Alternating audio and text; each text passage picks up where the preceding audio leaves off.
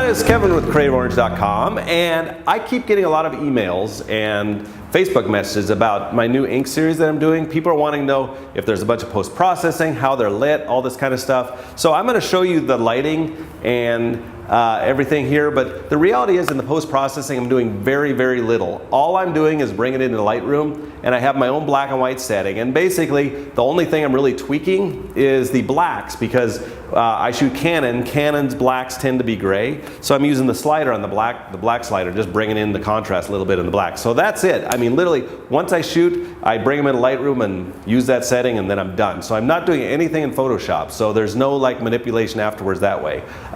So as for the lighting, basically it's the Jelly Bean lighting that I use all the time for kids or for catalogs. Everything I do that I do on white, I normally shoot like this. So I have my large Octabank. Okay, the key here is to get the Octabank close to your subject matter. Okay, the reason that is because if you have it back, what happens to your contrast? Contrast drops off, because when you bring the light closer, it's technically softer, but the reality is it brings your contrast up because the light fall off from highlight to shadow is a lot faster. So that's how I'm getting the contrast range on the person. Okay, and then the background is just, I got a head on each side bouncing into V-flats. And it's just, that's what's illuminating the background. The key here is to have the main light almost 2 stops lower than the background. So basically what I'm doing here is I'm metering for this, so I'm shooting at f5.6, okay? Then I'm metering the background, and it's almost 2 stops over. So if I go back here, it's gonna be reading f11.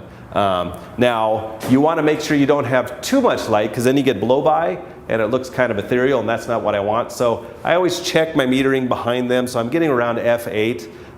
So what I did, the first one I shot, I looked at it and I went, the background's just not quite as white as I want it. So I just bumped it up like a couple tenths to get the white that I want. So that's literally it. There's nothing really special here. It's just the subject matter is really cool. So, and we talked about that, I think the last tip, we talked about just finding something cool to shoot for a series. So, so there you go. Octabank, 2 V-flats, and bring it into Lightroom, process it out. It doesn't need to be that technical in the post-process end if you light it correctly from the beginning. So there you go, Kevin Foch, CreativeOrange.com. Take care, bye-bye.